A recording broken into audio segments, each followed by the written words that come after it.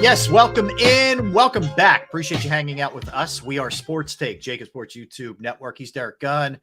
I am Rob Ellis. All right, excited. I haven't had the opportunity to talk to our next guest in a while, man. And he is done good for himself out there in Southern California. He is a reporter for Spectrum News, Southern California, as well as Spectrum Sportsnet. And he is the one and only Tim Parker. Tim, hey, good to see you, my man. What's up, guys? How you feeling? Good, man. How you been? Loving sunshine. You know, I'm soft. I'm a little bit soft now, and I realized that in 2021, I was sitting in the bleachers at Dodger Stadium, and I'm like shivering. I turn around, look at the scoreboard. It's 65 degrees. I'm like, God. This is embarrassing. We got to take your Philly card, Tim. Yeah. Your Philly card's getting taken, brother. I know. Yeah, I mean, you might have to take it. That's awesome, man. So for people who may not know, so Derek and I used to work with Tim at NBC Sports Philadelphia. In fact, Tim and I worked together on Breakfast on Broad. Tim did an excellent job as one of our producers for the show. I'm so proud of him for what he's done. He went from behind the camera, which is not an easy move. I did it myself, to in front of the camera. And he's out there in Southern California crushing it, man. So I'm very proud of you, brother. I am very proud of you. Appreciate it, man. Grinding away, man. I'm excited for Sunday. Yes. Yeah. Gonna be fun. Gunner, go ahead. You want to fire away? Yeah. All right. I got to get your expert. I'm so excited to say this. Your expertise opinion of this matchup. And I got to start with these receivers, man, because your receivers out there have been one of the talks of the league.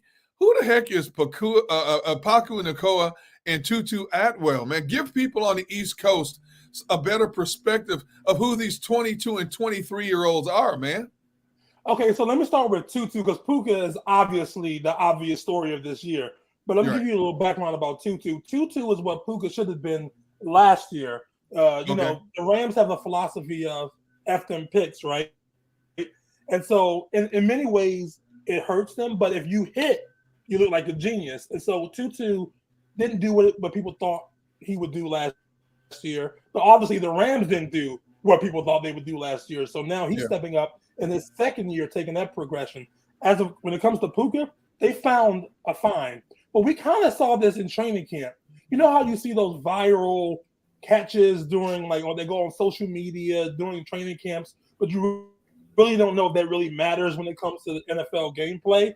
Well, it's mattered. And not only is he making big plays, he's making consistent plays. And to me, it was surprising that it wasn't until that game winner on Sunday that he got his first NFL touchdown, despite all the yards he's been racking up throughout the first 3 weeks of the season.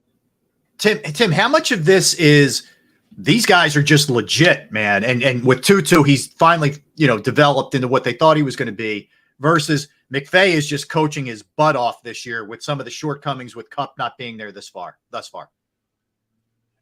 It's three things. It's McVay factor. We obviously know, but he's been the boy wonder. He's not so much a boy anymore, but he's been that guy since he's got to Los Angeles. That's the first thing.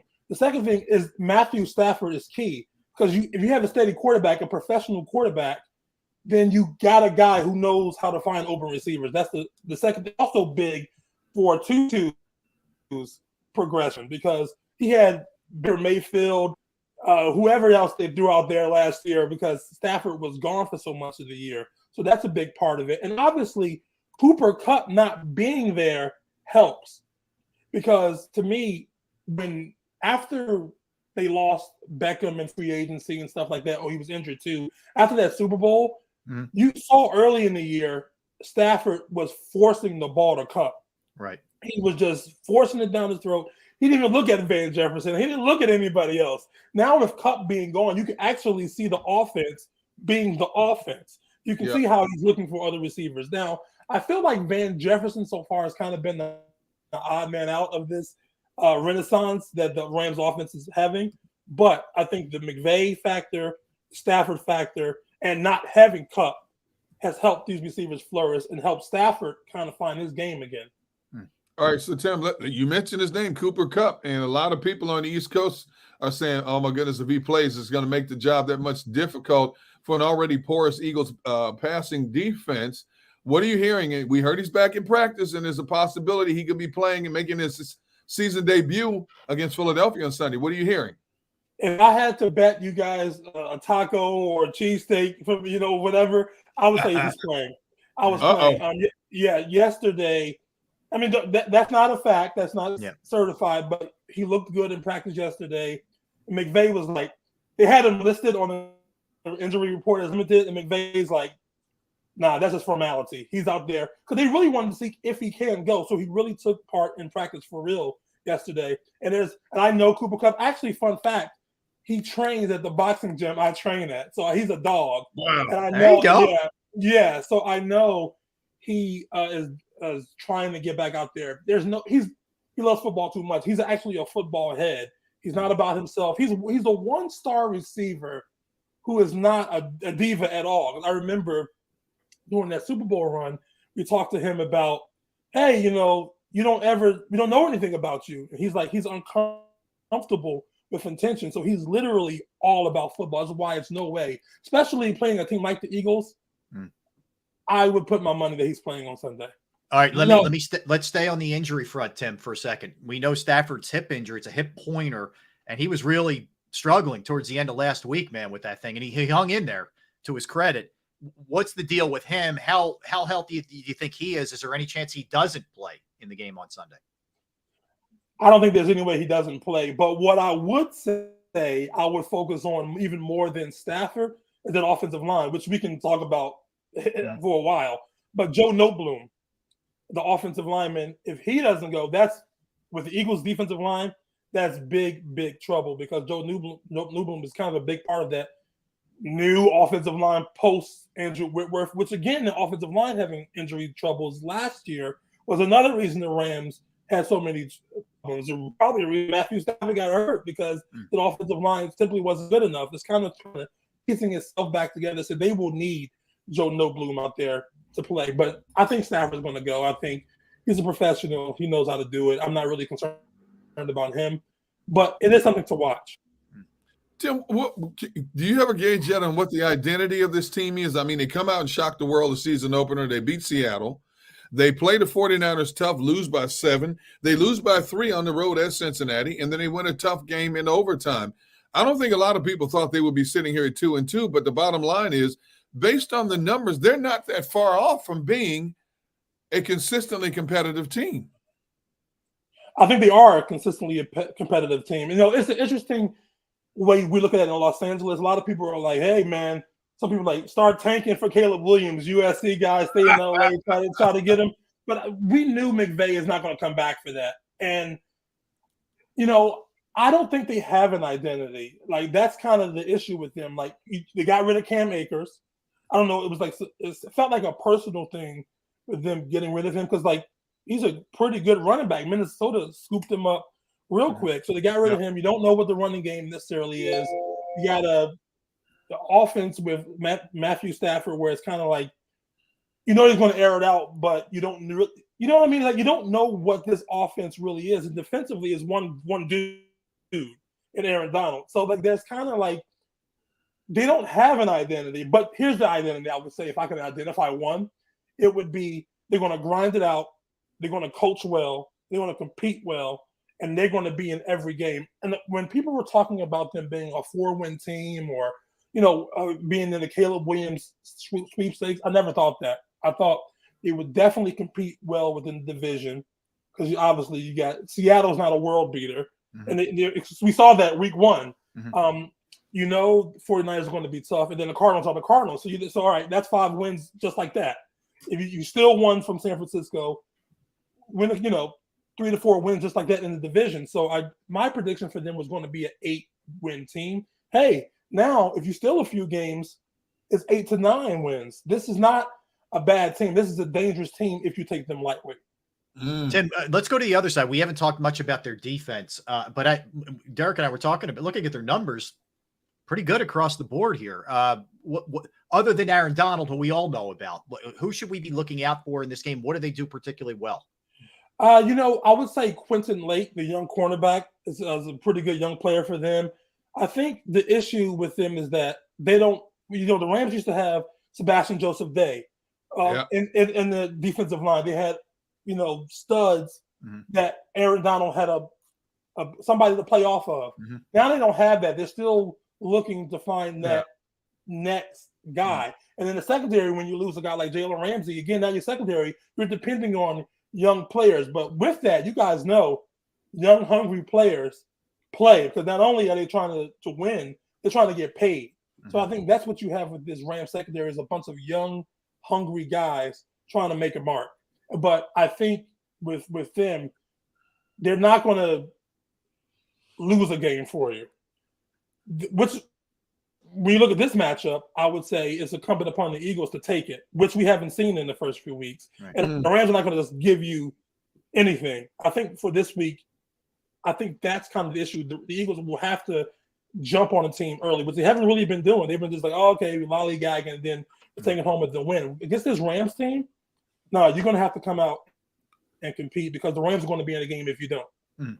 Hey, Tim, I had mentioned it to Rob earlier in the show. For as dominant of a player as Aaron Donald is, perennial defensive player of the year, he's never played extremely well against the Eagles. He's never had a sack against the Eagles.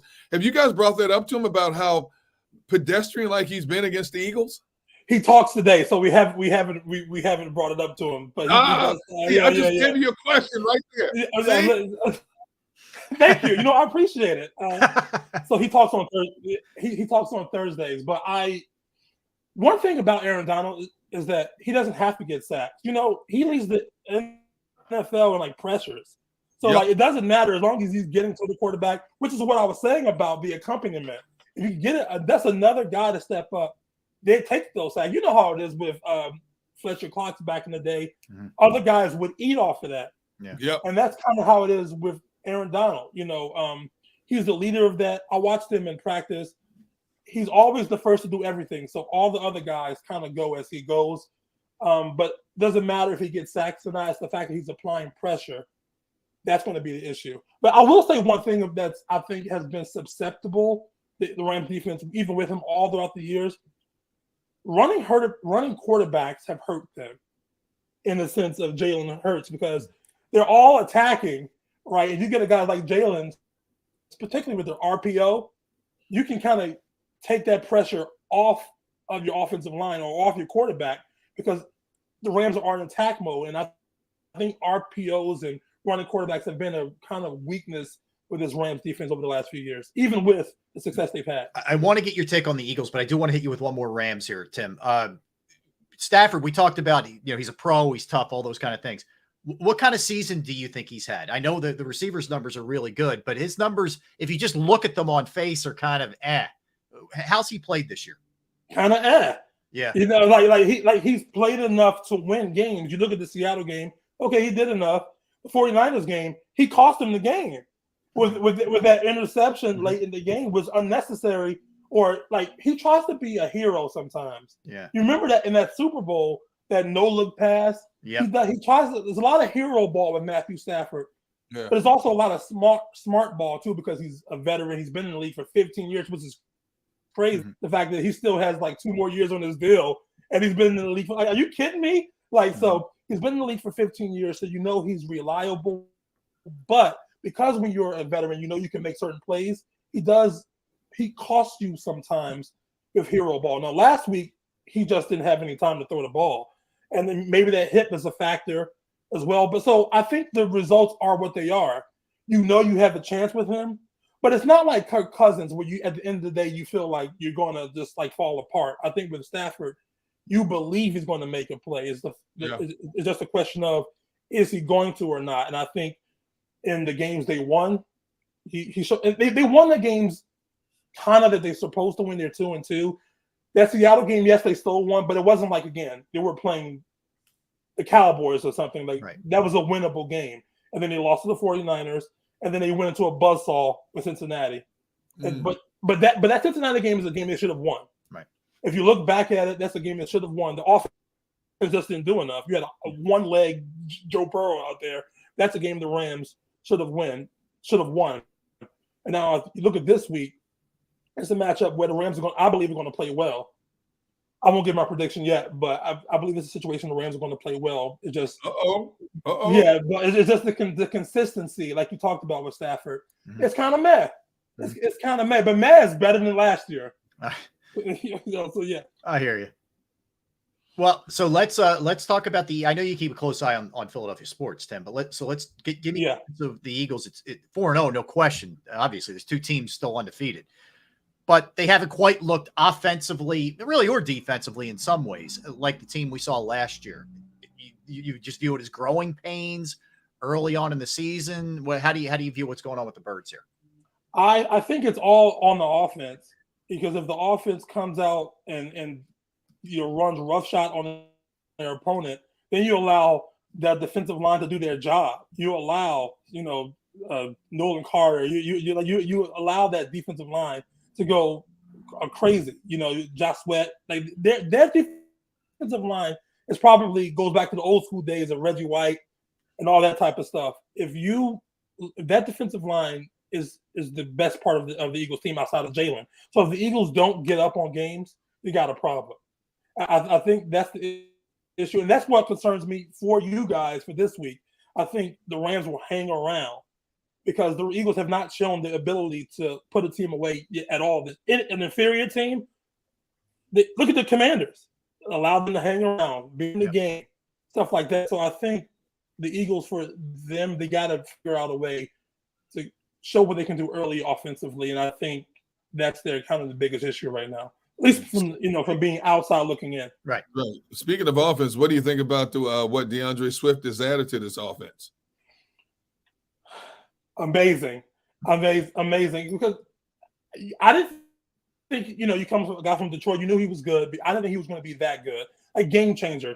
A lot of today's NFL is just running backs are just holding a spot. You use them to get a couple of yards. If you bust them, great. DeAndre Swift is showing he has that shady effect where he can make plays, in the open field, but also having that offensive line, which has been a steady rock, Statler University for years, is a big, big thing, because when you get him a hole, then you pretty much forget it because he's going to make a guy miss. He has that ability.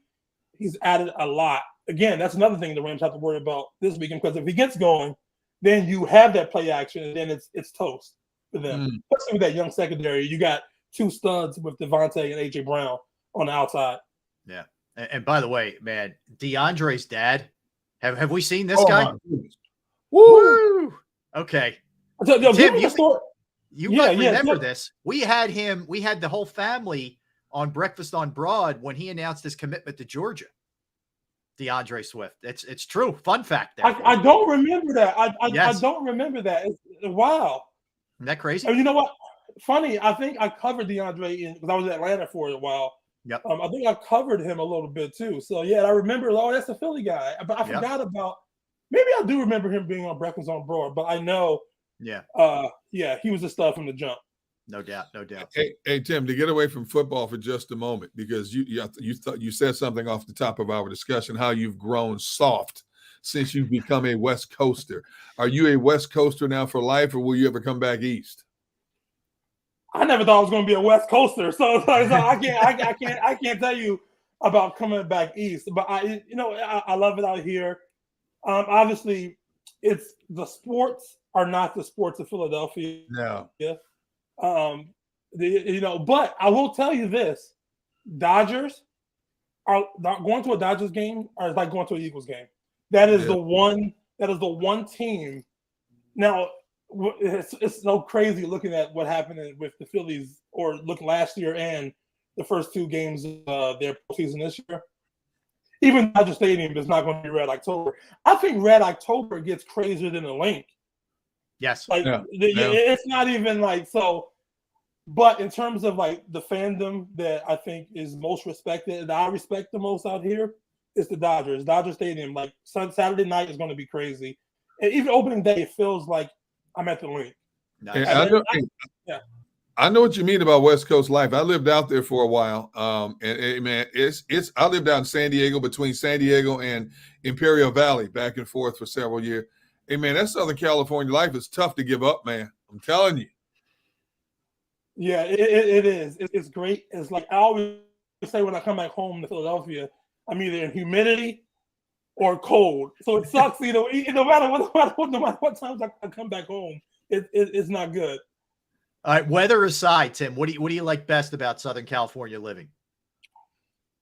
The weather. Oh, so you said the weather aside. What I don't know. Like I don't know. Everybody, I guess because of the weather, everybody's relaxed. Which Right. Okay, if you guys, Deacon, if you guys came out to Southern California, to LA, you would dominate because like these guys out here, like everything's okay. Everything's like everybody's like mosey, rosy, La La dozy. Land. Like, yeah, you come out here with an East Coast mentality, man. Like sometimes I ask questions in press conferences, just like, and I feel like okay, I'll give you an example. A couple, it was like late August. The Dodgers have won 8 in a row, or it's like 16 out of 18. And I'm like, hey, Dave, are you guys peaking too soon?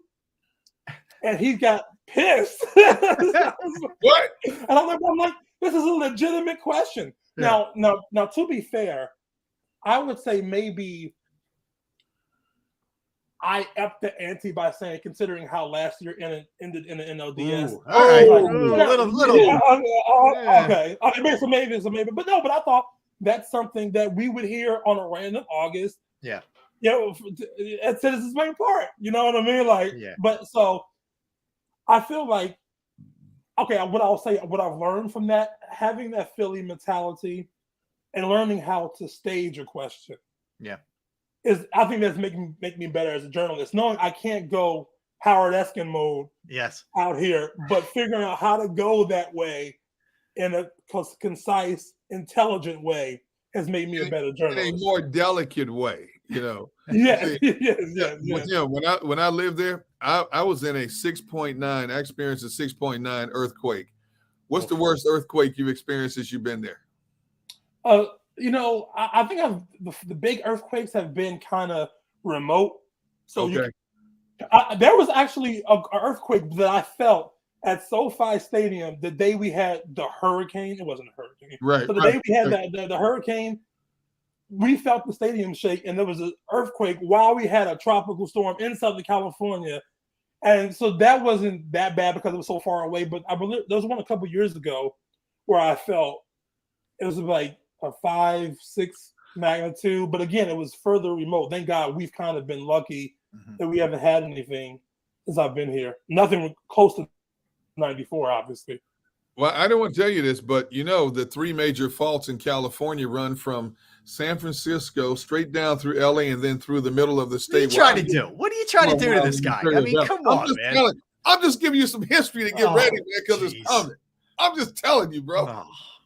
Hey, hopefully I'm on vacation back home or somewhere else when that goes down. All right, Tim, last one, man. I know you cover a lot of news too. What's more rewarding? What do you like doing better as a reporter, sports or news? Sports. Which is when I first got here, I was like, we're going to have you doing some, whatever. What are your beats? What are your beats I was going to cover? I was like, all right, so I want to do entertainment, sports, and politics. Okay. And then it was like, well, we got somebody to do sports already, whatever. I just kind of kept busting the door down, and now it's kind of because remember we are the Spectrum Sportsnet has been there for 10 years. We have the Dodgers rights, we have the Lakers rights. We kind of have that. Yeah.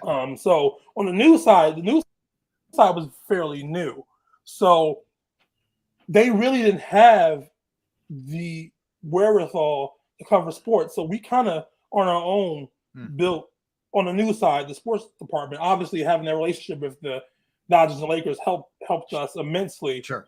But we kind of slowly, because we know how to do this. Yeah. And so we kind of built how to cover NFL, how to cover, not the NBA because we have Lakers, but how to cover, sure, different sports outside of the Lakers and Dodgers, and we've done it well. Covered, I guess, 2 Super Bowls. Nice. Since that time. Yeah.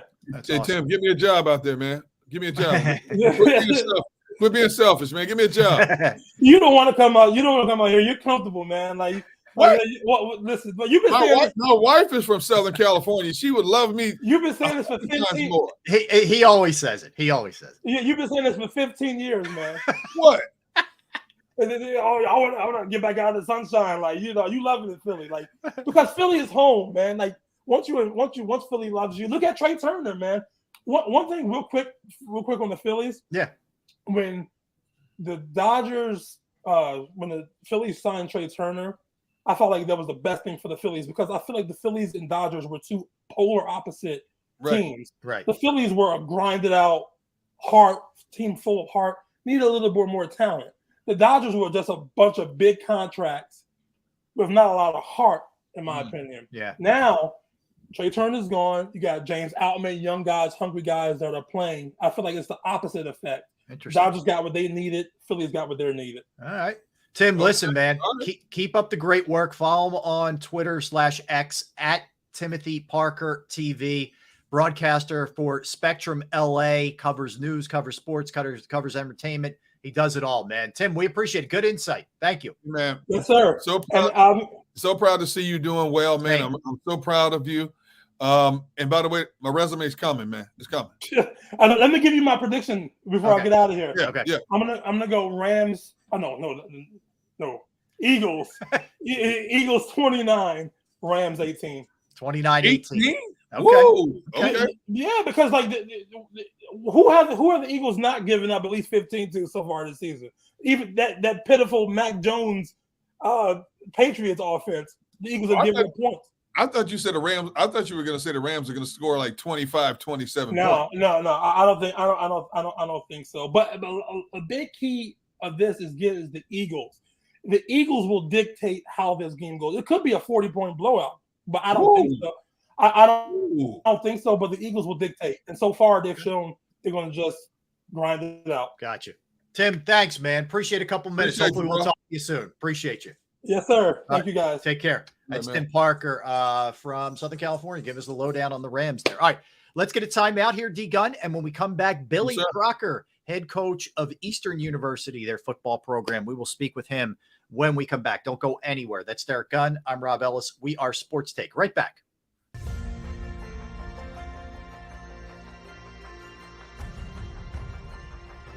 I remember getting my heart broken when they lost the Super Bowl in 2004. We were big Eagles fans. We moved to South Philly because of the Eagles. When they won, we went straight to Broad Street, and everybody was going nuts over there, and it was just a memory that you'll never forget.